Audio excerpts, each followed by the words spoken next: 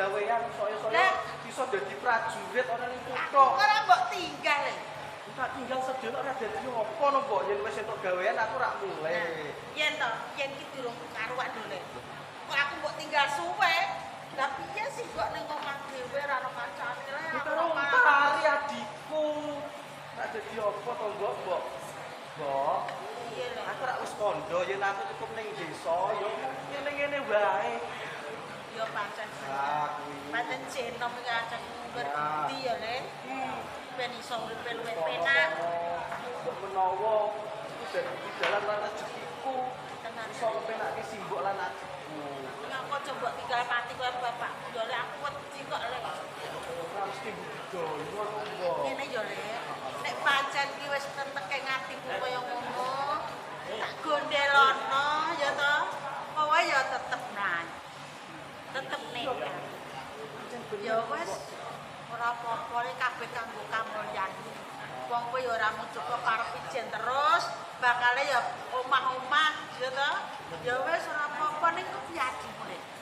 Mujuk kondo adikku ngono Mbok yen aku lupa golek gawean. Ora tok kondo le. Ora entuk niku adikku malah sumusul kelawan aku wah cilaka. Wis ya wis ya. Aku ora janji. Wae Mbok ya.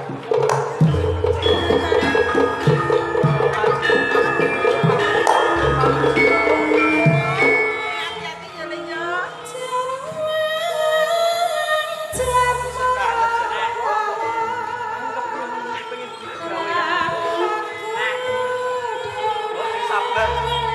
Kamu sing tak jaluk ya, Mbok.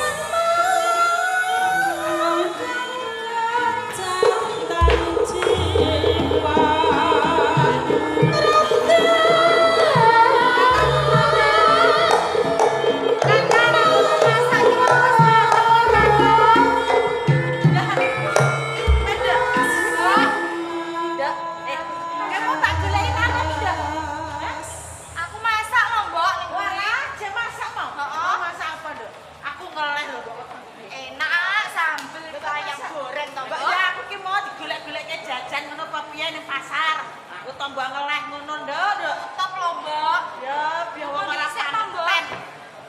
Sing Mbok iki ning omah mbok tinggali pasar, mbok tukoke jajan-jajan opo ngono. Tiwa-tiwa apa-apa ngono nduk, nduk. Mbok, apa kok tingak-tinguk? Kakak iki mau masak apa coba? Aku ngeleh tampung. Apa Mbok? Aku ora enak atiku iki. Kakang Untara nanti to, Mbok? Iki mau jalan oleh, aku tak masak. Marak macul kan lho ning gone lek-lekmu. Alah wong ora ono lho, Aku Mbok. jikokno sego aku tak mangan.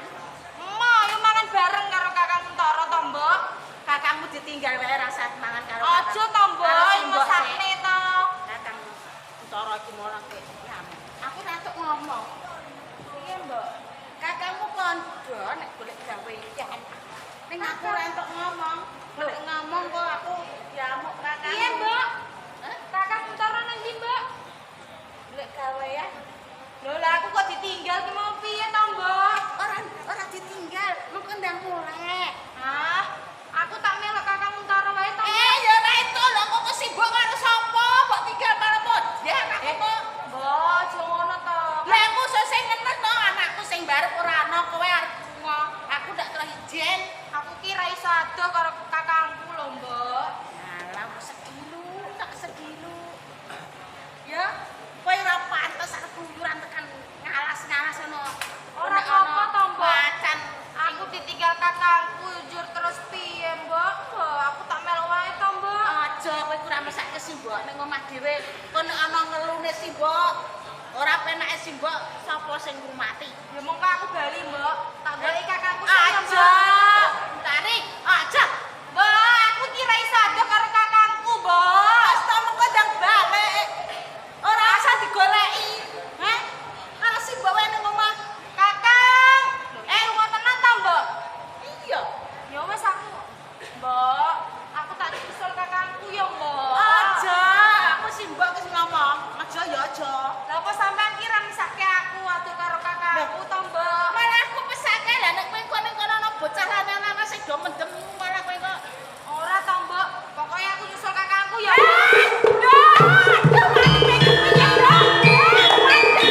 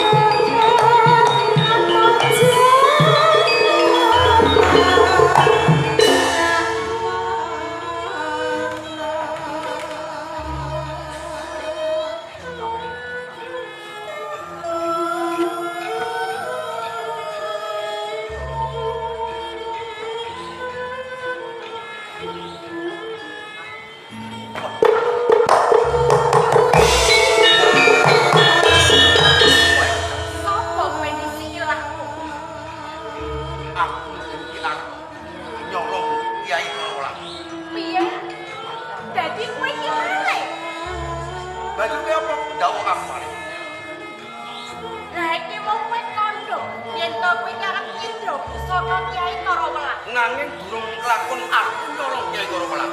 Wis mikir bae. Ora iso. Budakku saka omah wong bedhak aku kepengin nyidro saka Kyai Korokolang. Jebul iki ya padha malinge. Pancen bener ora tak silaki. Ning bedane aku lanang kuwi maling wedok.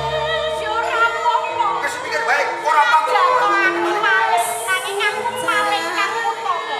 Kok iso? Mergo ari kala semono wong tuaku iki kandha nglawan aku. Kang supaya nyuwun bali pusaka Kyai Korokolang. Aku ora jebul pawatanmu wigatine. Sopo kuwi dhisik nyolong Kyai Korokolang kuwi kang bisa andharkene. Oh, ora iso.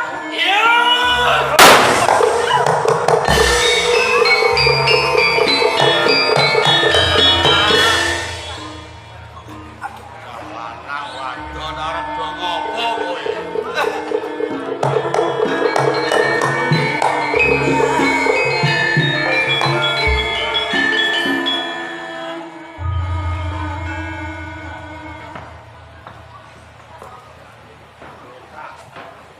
Yun. Yun.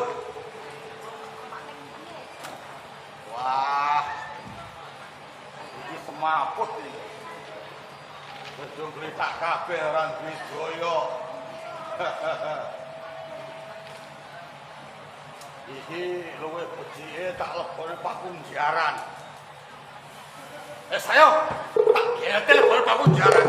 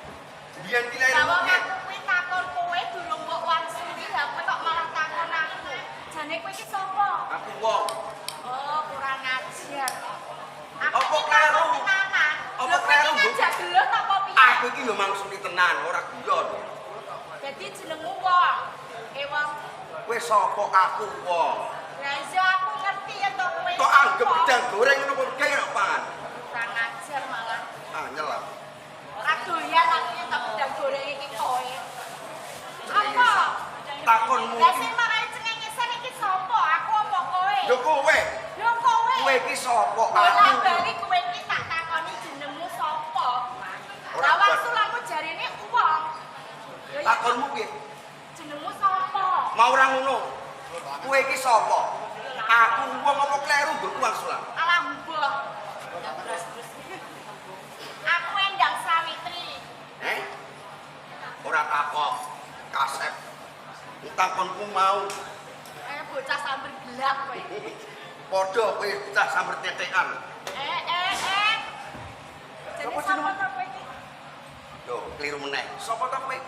Aku Alah kowe uga. iki kok ngacelke? Kowe yen takon jenengku lagi tak dudoi. Jenengku Barata. Jenengmu Barata. Kakang Barata. Kok kakang aku duwe adik kowe opo? Kakang rumangsamu. Ketemu lagi sepisan, tetepan uga lagi. Ya wis ngundang aku kakang. Apa ya ora entuk? Yen aku ngundang kowe iki kakak. Kok bisa? Apa Mbak Yu ngono apa piye? Kowe jenenge nyenyek. Lah kok Wong aku ora nek ngundang Mbak Yu. Lah iso kowe iki yo bingungke tak celok kakak. Aku yen kok ngundang Mbak Yu kowe tak undang kakang. Apa gelem? Ngono ki rak malah Ora walikan. ngono. Tapi Apa? kowe iki jane cek perawan apa Suranda? Apa Lho bojo? lho. Sambil diduli kincen ora ngandel iki tilike. Apa? Upama tak arani rondo kowe ya mesti ora trimo. Mratelake tembungmu ki yen to pratondo isih perawan. Yo kari sing Nyatane aran, tembungmu Mas. sambel dituliti. Yen ora ngandel, nyoh tiliki. Aku isih perawan ting-ting kakak. Sambel dituliti yen ora ngandel, nyoh tiliki. Aku yo wangsulan. Lah terus wangsa Tali piye? dipangan rayap. Yen aku ngerti mesti bakal girap-girap. Heh. Sik, lho kok iso kowe iki ngerti girap-girap? Iya, wong aku ora tau ngerti rupane, apa meneh jenenge. Yen kowe iki ngerti rupane, roh rupane, mesti kowe iki bakal takok tunggale. Mesti wong lanang kuwi apes ngene pengarepane wong wedok. Lah kok Sedika bisa? dawuh tak Lu kandhani. tembungmu kok malah sang Lah saya kok kantor. ora? Endang Safitri. Lho wong lanang Endang kuwi digoleki apa to? Barata, Endang Safitri. Safitri Endang Barata. Endang ya ora apa-apa. Mau jenengku Endang Ya, Sawitri. lho kok wae. Safitri Endang. Iya, Pengen Kakang ngesor iki. Barata. Lha apa? Aku ora entuk guyu mergo aku iki seneng lho Kakang Barata. Ora bloko. Yen tak empet aku ora kuat. Yen aku ora bloko ya kok eman-eman. Ya ora usah diempet to Kakang Barata. Yo, Ora kene. kepenak yen diempet kuwi. Tenan kuwi. Iya. Yo diblakake wae. Lho kok wae aku tresno karo kowe. Wah, Aku tresno karo kowe malah get-geti wong iki. piye? Piye? I love you. Aku cinta padamu. Wih. Kuwi tembung tere iki. Tembungmu Kang. Yo.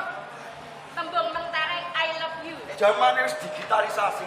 Yen ngono tak wangsuli yo Kakang Barata. Endang Safitri. I love you tuh Kang. Apa kuwi? Aku cinta padamu Kang. Kuwi artine. Iya. Enek ibu tukang.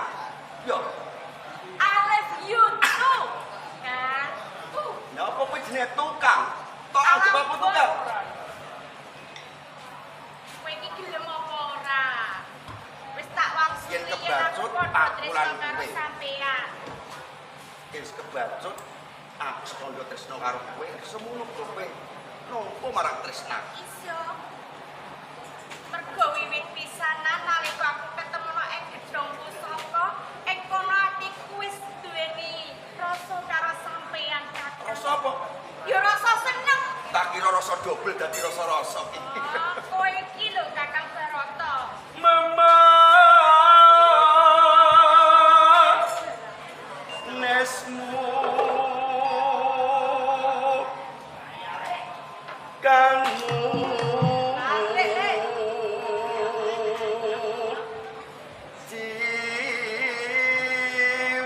Jiwa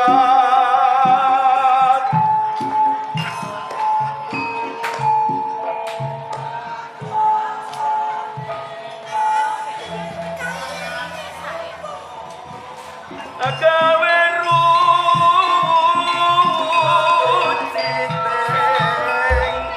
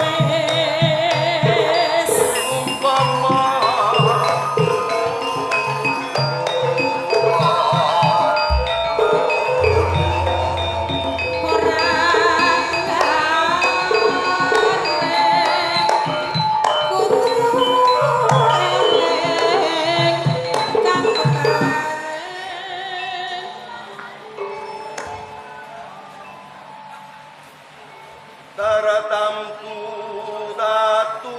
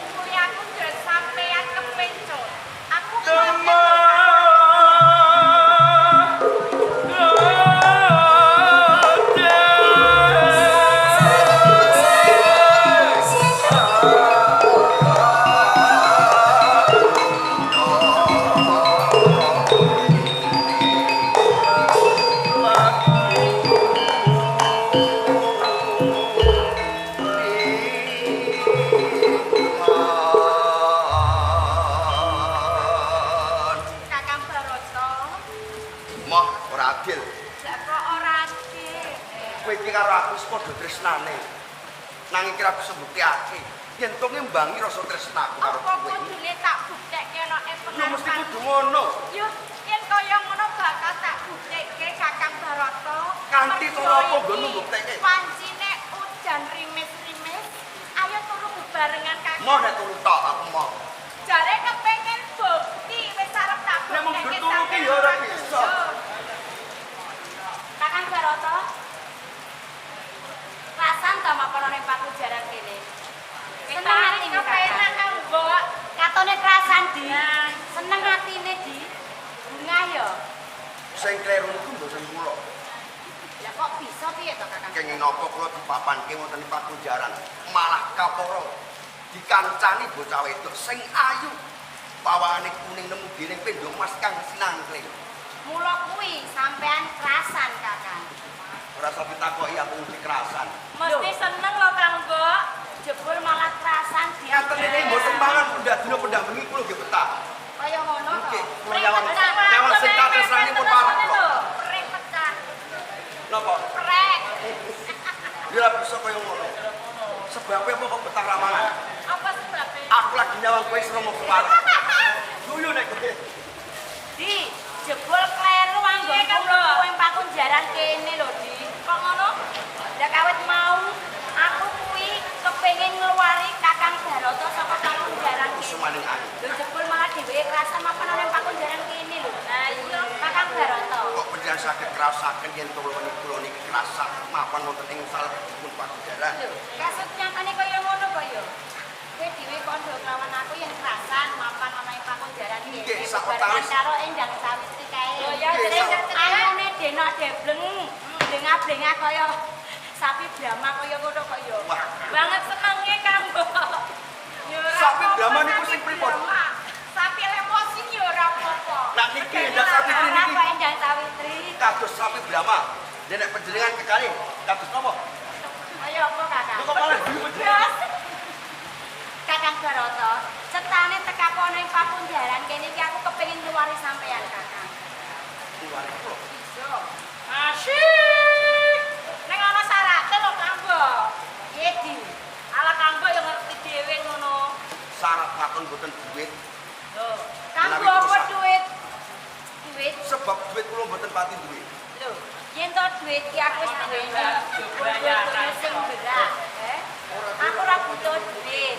Sing tak butuhke iki mung kuwe, Kakang. Oh, iku lho cocok. Aku ora percaya ora butuh. Kula nelaken agung panuwun paranjene pejalan batin luwari kula saking Pakunjaran. Gandeng kula niki enten kancane. Kula sakit kalian Endang Sapitri. Upami kula dipun luwari Endang Sapitri mboten dipun luwari nggih mesake. Oh, ora iso. Ora iso to, Kakang. Oh ya beneran Ji. Sing kepengin tak luwari iki mung kuwi, Kakang. Nah, ora kepengin luwari karo Endang Sapitri. Nek ngoten dosa Jane yo apa Endang Sapitri? kula mapan teng Pakunjaran selaminipun urip niku kula nggih gelem.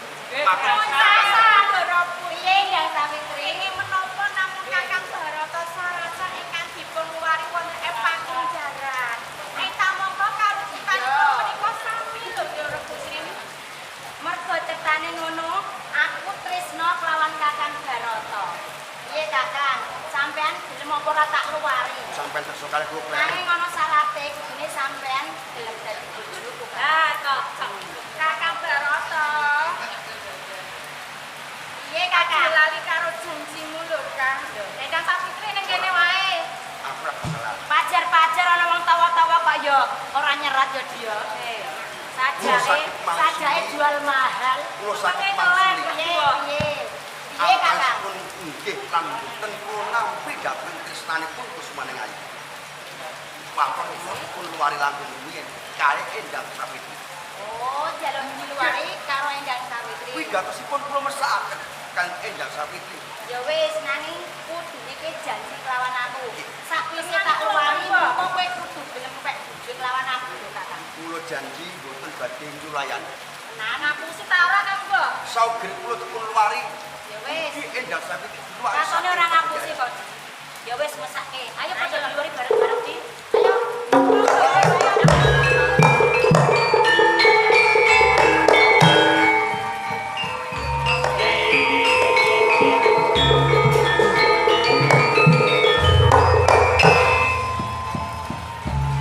Kok sepi? Lur. Kowe Prabu. Monggo.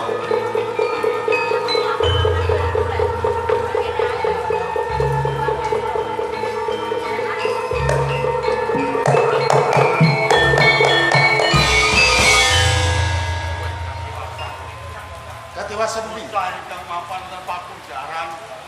Sami bobol. Bobol. Sopo sing bobol ki? Kula dipun mangertos. Kowe kudu tanggung jawab. Oh, ngaten nggih. Sebar payung raja supaya kowe mati.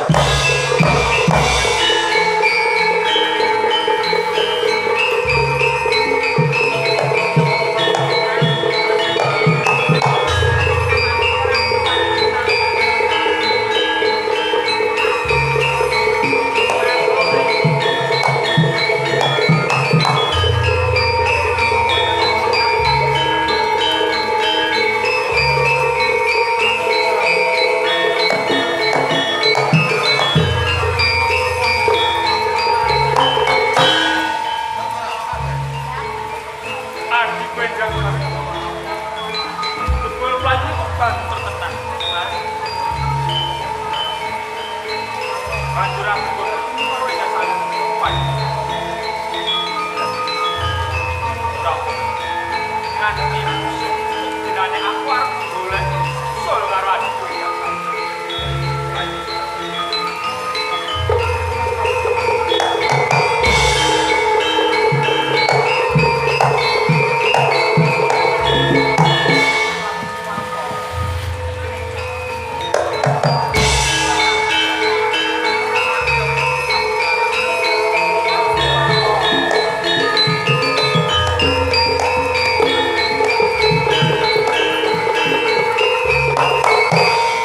Nganti tepung buka. Aku boleh ya.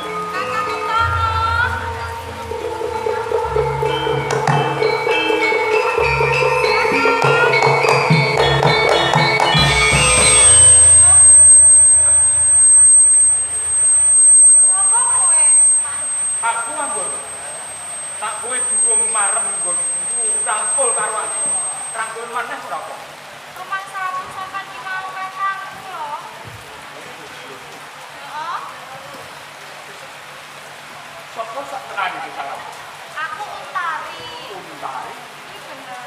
saijenan. Aku ki golek sedulurku.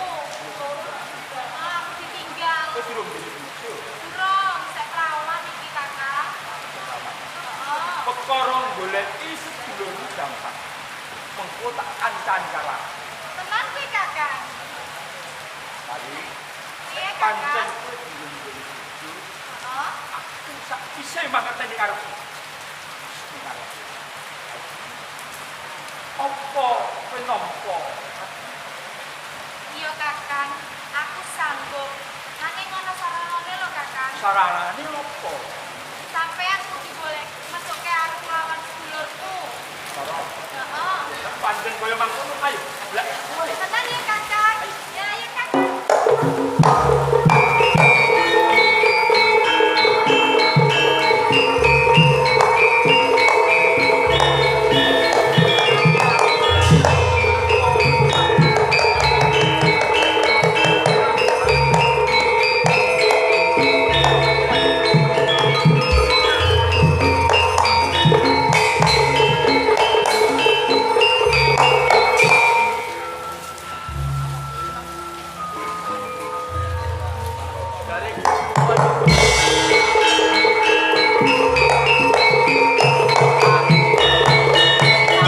Tengah alas kono kawan bagus sing ngene. Apa meneh iki lho ya. Jeje punten dalem 1000. Kula niki bingung badhe tanglet kok. Bingung Nggih, kula saking dusun. Bingung Di. Tak lugu ketone kanggo Kami kula utara. Untara. Lah kok bingung ki sebabe apa? Coba bloko kelawan aku. Kula menika badhe pados pendamelan. Golek gawean cocok ketane iki. Lah kula niki mboten ngertos. Diri kula niku pundi? Wah, katon sing gedhe jarene. Dalane kula bingung. Kaya ngono to. Ya wis, Kakang Untara. Lah, Ning kene aku bakal sabiyantu kelawan kowe. dengan menika sinten to? Ditepungke, aku Suryawati. Putra dalem Kanjeng Rama Suryadana. Tepungke Di, aku Suryarini. Iki uga ijo, iki uga kalebu putrane Kanjeng Rama Suryadana. Kuwi bener. Duh, pangapunten nggih. Ora usah kowe dadak njaluk pangapura ki ngopo to? Wong kowe yo ora luput kok njaluk pangapura. Nggih, kula niki pengen pados pendamelan wonten kula. Napa wonten to pendamelan kangge kula? Isih oke. Kakang Untara, sampeyan yen to kepengin golek penggawean, bakal tak wenehi penggawean Kakang. Estu. Lho kuwi tenan yo, Di. Heeh, bener yo ora. Yo ana pitukune lho, Di. Menapa niku ning arta bondo dunya kula mboten. Iki kanggo apa aku ora butuh duit bondo donya.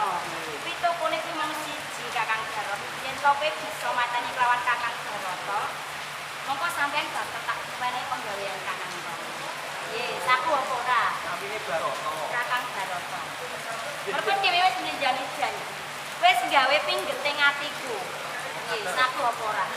Jadi kula sagahi lho. Nggih. Wis, yen kaya ngono, selakake kono paten ana Kakang. Hati-hati Kakang, hati-hati ya.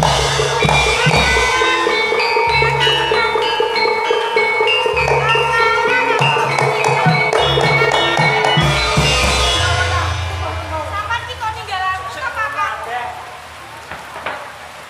Jare tembung duweni Teko-teko kok kelakon dari kamu. gandeng. Arep ketemu lanang liya. Pancen aku ki durung duwe bojo. Lah kae sapa kae? Iki ngono Kakang, aku sedulurku. Heeh. Kakang aku ki kangen lho Kakang. Aku Anggoro. Anggoro. Lah kok nganti iki mau bareng karo kowe apa? Kakang, jane sampeyan iki isih Joko apa duweni bojo? Lah kok nembung tresno kelawan aku? Wong aku ya isih prawan. Aku ya mau yen aku cari bayo yen duweni bojo. Aku ya mau ya dia. Nah, nggih. Ngono. Ora sama aku sih Kakang bocah wadon. Hah? Gandeng renten rangkul-rangkulan karo sampean. Ngakune isih Kok Joko. bisa kok? Wis kuwi wae. Kakang. Bingung kok iki. Piye? Janji sedulur kula, nggih adi kula. Adi Kang Mbok, tenan ta ora iki Kakang? Kowe tenan apa ora lho yo? Saestu. Iki ngapusi lho. Wong lanang Oh, saiki niki ki tesih rawan. Joko dereng gadah pacangan. Tenan Apa malah Kakang. bojo? Kakang, iki sapa to Kakang? Iki putra ning guru kula. Aku Suryawati. Apa bener kowe adine kelawan Kakang Kuntoro? Kuwi bener. Tenan. Ana sedulurku. Oh, mau sedulur kok iki ya wis Ayo Kakang. iki. Aku sedulure utahan. Heeh. Ana calon iping kaya Ya iki ngono calon bojoku, Kakang. Kowe ketemu ning dalan dadi calon bojomu yang iki. Sing ngono piye apik? Padha bareng-bareng golek ibarat apa piye? Kaya ngono ya ora apa-apa Kakang. Kalau adhe putu sampean manteni kelawan Kakang. Sediane kaya mampu.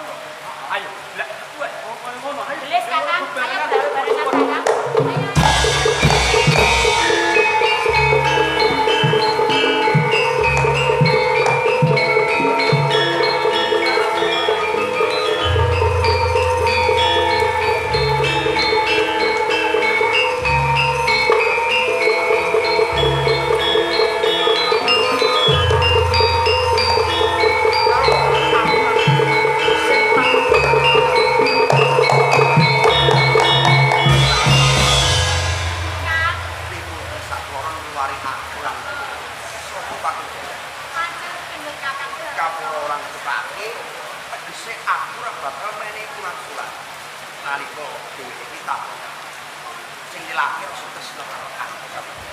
Sakeri kalau semono aku ketar-ketir karo sampeyan lho Kakang. Kok bisa ketar-ketir? Gini ora. Ndoro putih. Ana ing mbiri pura kae nak iso ayu.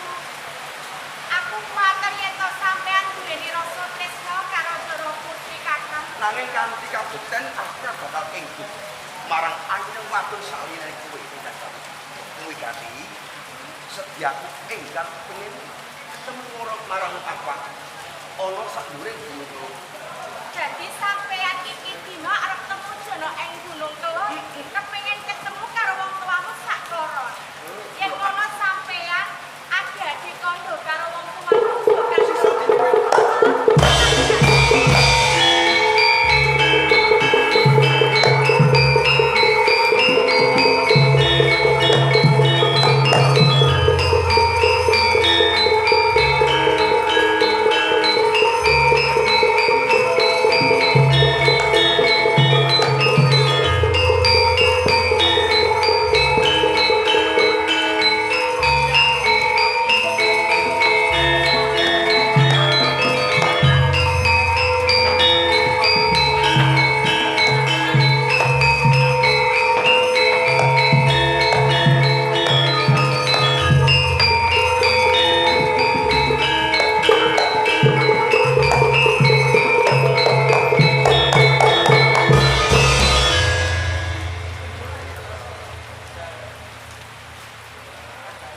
Orang itu.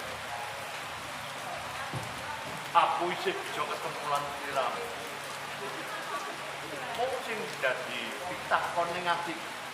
Napa menika sing Terus putramu saiki jluntunge ning kula piyambak boten mangertos. lho kok ora ngerti ki piye wong ibune. Kala semanten Ranggana ta menika sanggah mangsulaken putra kula nanging ngantos sakmenika kok boten wonten. Kok ngono sanggup. Nggih. Kalau semono ya matur.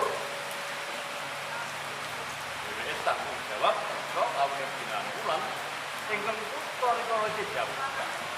Apa ya kudu awake dhewe golek Ranggana to? Nah ngaten monggo sing nuwun. Lho napa kae?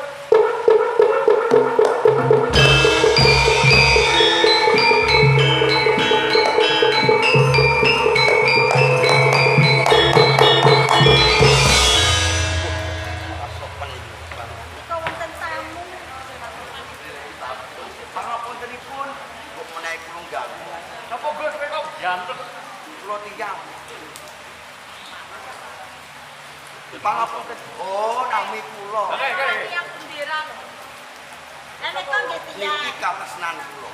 Kula Endang Sawitri. Sawitri. Nggih. Sawitri mboten nyawitri. Sawitri. Niki. Kula nyawang pejan kekali Sarimbitan. Heeh. Kula ngrumaosi yen ganggu. punika nami kula Barata alias Pangeran Tejo Kusuma. Iki malah gojek lho, Nggih. Nggih kula pun bloko. Aku ki wis tuwa ora usah cengengesan. Aku ki dhisik kagungan putra Jejabang. Giripura keterjang prahara awit saka pakartine patihku. Sinten? Surya Dawara. Aku dislametake dening Raja Nata. Apa menapa nggih? Garwa lan kapi. Kula mangke saged njaga kawulanipun ingkang garwa dalasan ing proyek ngaten. Sawise padha tuwane aku ketemu bojoku. Tak takoni lha putramu nang ndi ora ngerti. Kuwi pergo tanggung jawabe Brajana. Mula yen ing kene kowe ngaku Barata ya Tejo Kusuma. Jenenge pancen padha karo putraku. Sing menang nitik kowe. Iki kula kemutan anak kula niku enten titikane sinuwun. Nanging napa dipun keparengaken kula kepengin nyuplikaken kula badhe ndongeng. Dongeng. Lah niku lajeng dongeng. Dongeng apa? Kula sampun dipun dawuhi kalian Bapak Sumbing Asmara. Apa kuwi?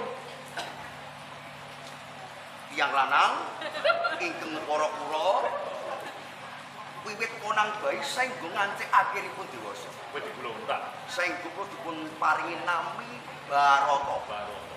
Pergine napa Barata niku? Barata kuwi kebak terbeatin. Kebak kaprayenan. Muna-muni tingkah laku sing ati-ati, kebak mulat salira Prasawati. Barata. Terus Ponang bayi dipun tampi kalian Bapak Sumbing Asmara. Dipun paring peparep utawi nami Barata. sik, Ponang bayi Oh, sik. nggih dipun makai jeneng bayi duduk para kuwi sebutane ngoten Resi. nggih. Oh nggih. Eh. Ingkang leres kados pundi? Dipun paringi nami Ah, kula dijenengke Barata. Bayi dipun tampi saking Temenggung Brajanata. Rangganata. Ayo Rangganata. Sainge kula Rangganata mboten enten Brajanata. Iya. Mungkin malah ke depan kota Slawe. Ya, lali oleh Rangganata. Rangganata. Manut pratelanipun Bapak Sumbing Asmara. Barata nami kagem nyelamur lampah. Oh, iya. Ngancik kula akhiripun dewasa. Supaya ben ora ketara. Mboten ngawis parani. Awit iki wonten ing Giripurwanipun nembe Taman Prastawa ingkang dipun tuwaken dhateng Bupati Ndika panjenengan sinten? Surya Dawara. Surya niku sengenge Dawana geni. Wah, niku mendah kados napa? Pindhane sumbulah. Nggih. Senggo Bapak Sumbing Asmara mblakakaken yen sejatosipun nami kula Pangeran Tejo Kusuma.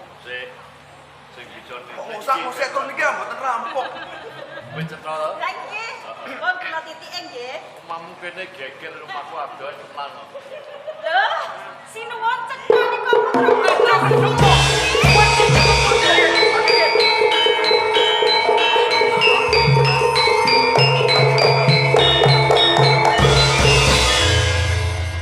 Tok kula niki nggih sak ngerti kula nggih. Nggih mboten kadasen, nggih mboten panuten. Sinareng wong wedok niki kula dereng ngertos namine. Buka ditok kula kok kaget ngaku yen kula niki anake. Kowe kuwi putra. Lajeng pindah sinten? Aku iki Prabu Candrawastra. Surya Brahma. Narendra ing bumi rupa. Napa leres ingkang dipun Giripura. dikaken kalian Bapak Sumbing Asmara. Ning agemanipun kok mboten Iki ya saka trekah lan Duracara lan pawekane Rangganata supaya ora ngawis tarani yen aku kuwi Ratu Giripura, aku supaya munggah ana ing Guntara. yen meneng ngaten leres panjenengan Sudarma kula ingkang ngukir jiwa lara. Iya.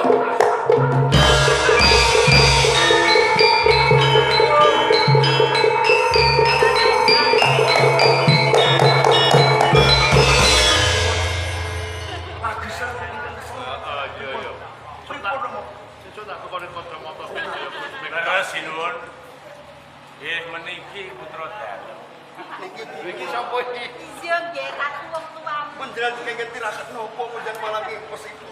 Rangganata. Nggih. Pikiran lek goleki Kula Rangganata. Iki putraku. Ha nggih meniki putra Dal. Meniki. Napa panjenengan paman Temenggung Rangganata? Menika adoh jare meniki. Nggih, meniki. Saiki tak larahke Sawitri iki piye? Nah, pinangki wonten ing pelanggan pusaka. Heeh. Sedya kula kepengin nyolong Kyai Karawelang. Heeh, iya. Dereng kelampah kedengangan. Kula tampani aji buka napa niku duwer semaput. Iya. Bareng kalian ponoke Endang Sawitri. Ora usah ngono. Ngiran Teng mriki nggih monggo teng mriki nggih. ngaten perkawis Kyai Karawelang sampun wonten tangan kula. Oh, Karawelang. Oh.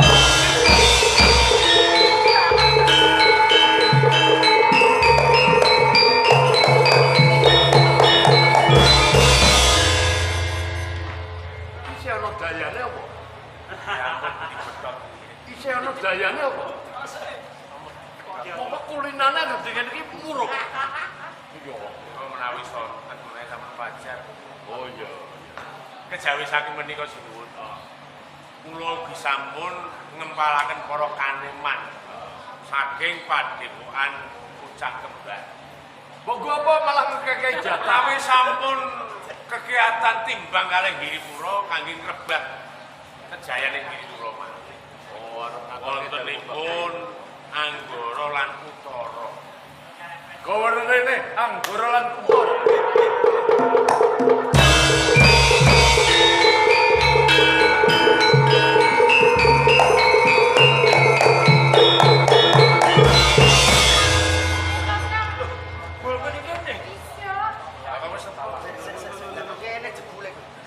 Wis manti-manti aku, meling karo aku. Ojo nganti kengkuk marang ayo waktu sampeyan aku Kakang. Terus jebule wis plak. Lah adikku piye adikku iki? Kamu mau pengen ngomong mana Pucang Kembar? Nek yo semua. Apa yo rasane nek Jebul wong wedok sane iki Dilarang-larangke dhisik sampe. Iki wis duwe calon adikku lho. Iki cetha sinuwun. Ning kene Wong wedok pawane ten iki, wong wedok sing mata pikulan. motor pikulan niku. Nek wong lanang mata keranjang mata pikulan. Lho kok mohon kula sampun Nuwun sewu, sewu. nuwun sewu. Ampun inggih panam. Awit anggen kula. Mbok kalian cawadon iki sedulur kula. Isya Kakang Barata. Iya. Iki sedulur Kakang Anggara.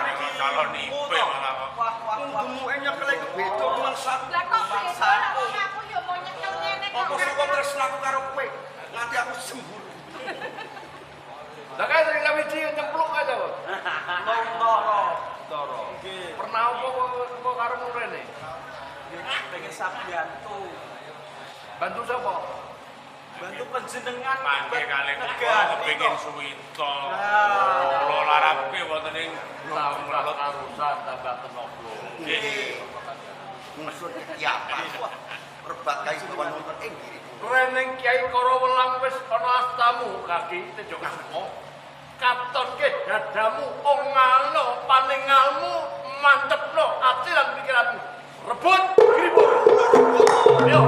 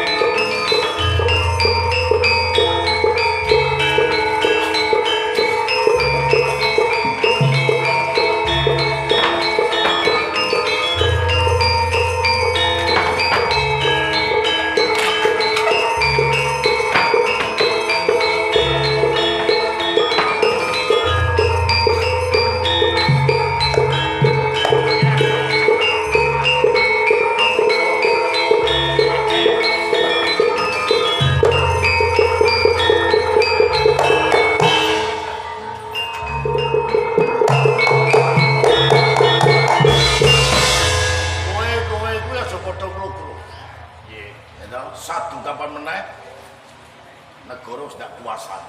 Gitu. Kepalang siji, pokok siji, kabeh wis bisa tok singgah. Nggih nuwun sewu. Apa? Surya. Tapi Sedaya niku saking ageng labuh-labuh kula. Menawi kula mboten labuh dhateng panjenengan mboten kelakon. Ini para menika berhubung dengan kelakon dakiran. aku mundut periksa lan kowe. Nggih, Bisa maca lan nulis. kula. Boten. Piye?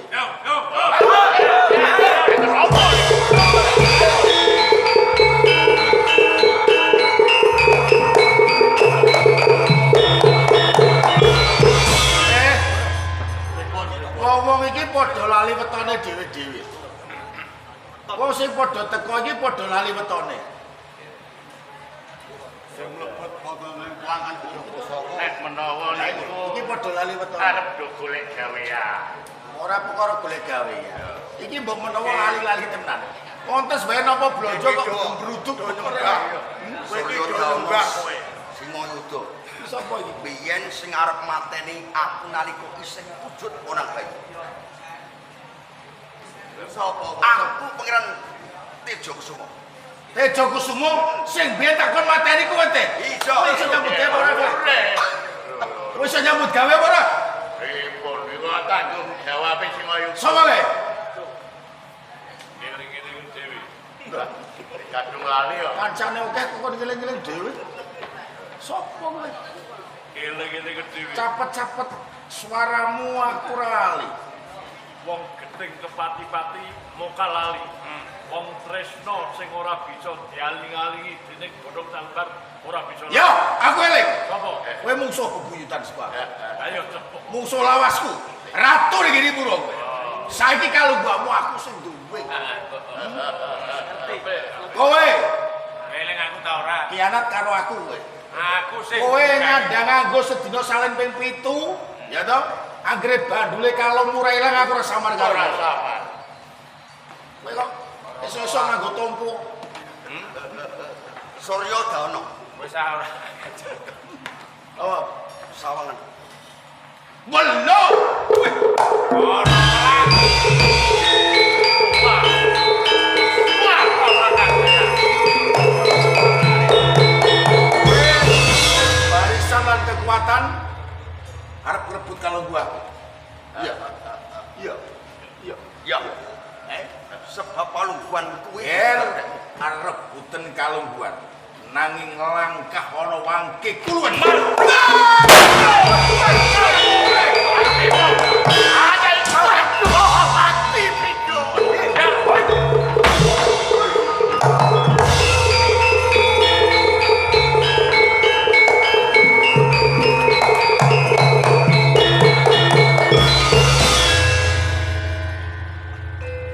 Kaki Tejo Sumo wis dadi krekating Rama yen Rama sawanti lengser keprabon sing menang lintil Jawa keprabon Rama ora ana liya kejaba kowe kaki.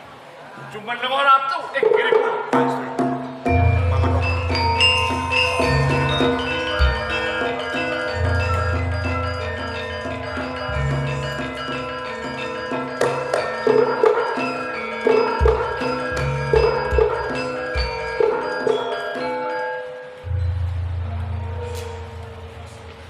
sawetawis. Kulo sampun syukur nampi dawuh. Pesanipun Kanjeng. Yo. Saiki Purba Wasesa ana penggalih. Yen meneng atur sedaya para nayaka lan sentanan para raja ana ing mriku. Nggih. Kabeh minangka dadi pasen. Ing kalenggan iki ingsun keng jumeneng ratu kanthi jejuluk Sang Prabu Anom Tejo Kusuma.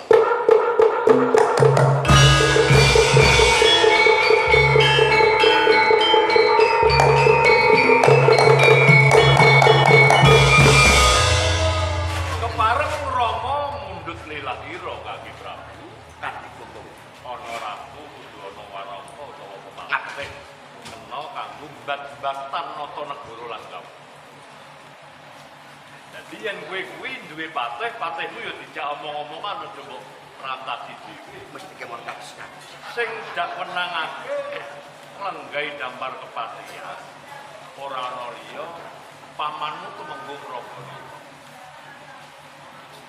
Rangganata kula kowe dak lenggahake patih kuwi dudu kanugrahan nanging kewajiban lan tanggung jawab tengenake kebutuhane negara Giripura lan kawula iwakake keperluan pribadi. Sedangkan ini lenggah Monggo-monggo kula kanggo saksi. Iya. sasampunipun Paman Rangganata Ayo gede darmane lho kae. Anggara Utara. Sawatas ingkang kula tetepaken jumeneng Kupatih dalem wonten ing Giripura. Boten sanes Paman Rangganata. Kanthi tambah jimat asma Patih Rangganata.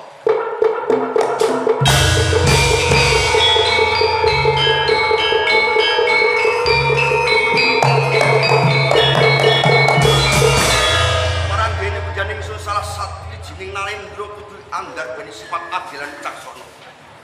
Dene kowe wong loro gedhe darmamu tumrap ana ing Giripura. Ikut wong loro bakal tak ganjar minangka dadi lurahing Wiratantama ing Praja Giripura. Matur sembah nuwun iki. Sawetawis monggo Rama. Sireping lampan kingkeng temepuh wonten ing Giripura. Kula wenengaken panjenengan ingkang paring dawuh. Muga-muga awet saka pangayomaning Bathara wiwit panjenengan Kaki Prabu Eda Kesuma Sumarambah Andanayana. Mewah ingkang kagungan gati tansah pinaringan pangayomaning Bathara rahayu.